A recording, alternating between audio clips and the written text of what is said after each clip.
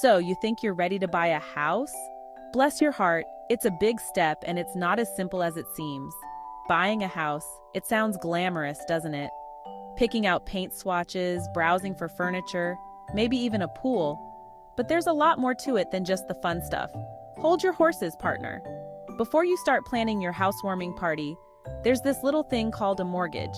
It's a crucial part of the process. Getting a mortgage is like going on a first date with a bank.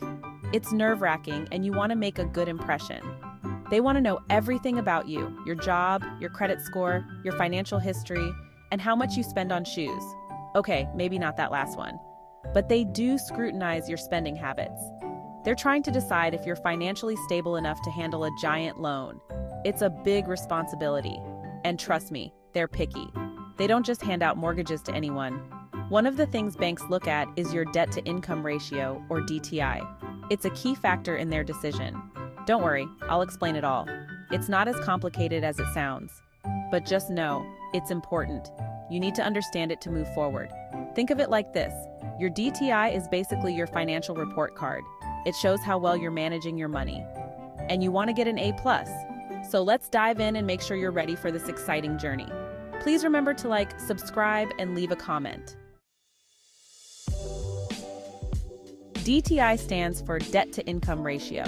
It sounds complicated, but it's actually pretty simple once you break it down. It's just a way for lenders to see how much of your income goes towards paying off debt. Essentially, it helps them gauge your financial health. Think about all your monthly payments, car loans, student loans, credit cards. That's your debt. Every single payment you make towards these debts counts. Now, compare that to your gross monthly income. That's how much you earn before taxes and other deductions. To calculate your DTI, you divide your total monthly debt payments by your gross monthly income. It's a straightforward calculation.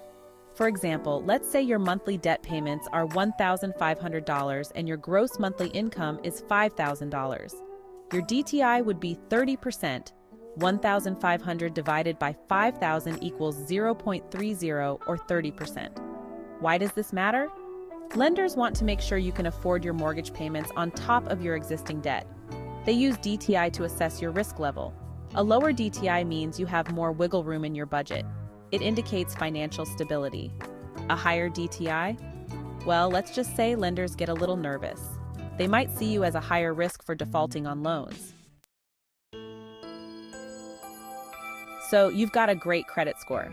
You've been at your job for years. You think you're a shoo-in for a mortgage, right? Not so fast. Your DTI matters just as much. In fact, it's like the tiebreaker in a beauty pageant. Imagine this. Two contestants, both equally gorgeous and talented, but one stumbles a little in the evening gown competition.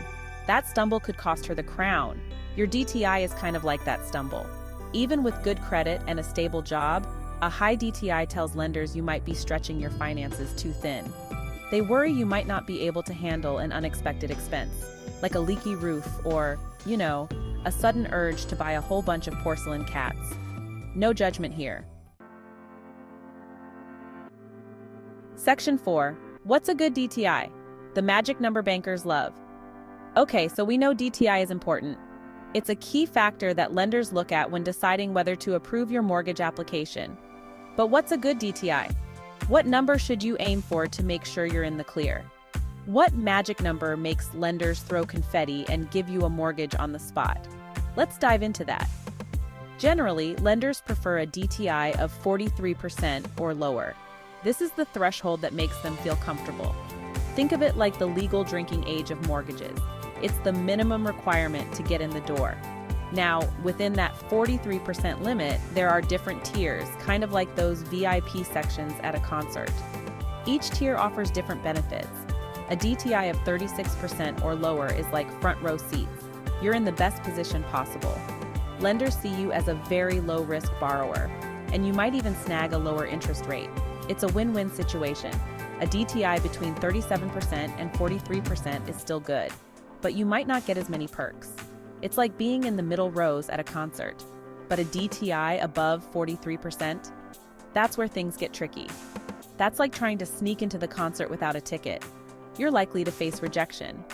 Lenders might be hesitant to work with you. They see you as a higher risk. But don't worry, there are ways to lower your DTI and get into that VIP section. With some effort and planning, you can improve your financial standing. Section 5. Loan programs and DTI, they're not all created equal. Just when you thought you understood DTI, here's another curveball. Different loan programs have different DTI requirements.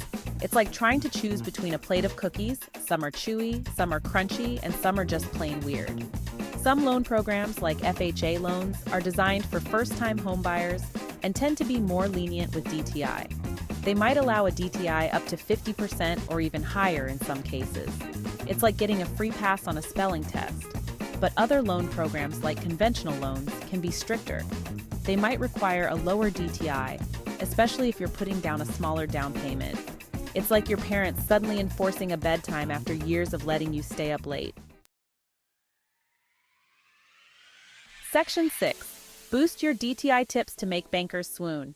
Don't worry, if your DTI is higher than you'd like, there are ways to lower it. It's like going to the gym for your finances. It takes some effort, but the results are worth it. First, try to reduce your debt. I know, easier said than done, right? But even small changes can make a big difference.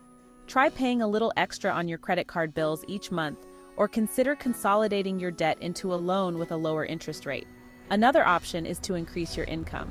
Now, I'm not saying you have to go out and get a second job, unless you want to, of course. But maybe there are ways to earn a little extra cash on the side, like selling your crafts on Etsy or finally writing that novel you've been talking about. Section 7. Ready, set, homeownership. But seriously, be prepared. Buying a home is a big decision, but it's also incredibly rewarding. It's like finally getting to eat the marshmallow after staring at it for an hour. But before you start packing your boxes, make sure you understand your DTI and how it affects your mortgage options. Remember, a lower DTI is like a golden ticket to homeownership. It shows lenders you're a responsible borrower who can handle their finances. And who knows, you might even get a better interest rate. So get out there, track your spending, pay down your debt, and boost your income. You got this. And when you finally close on your dream home, invite me over for a housewarming party. I'll bring the confetti and maybe some porcelain cats.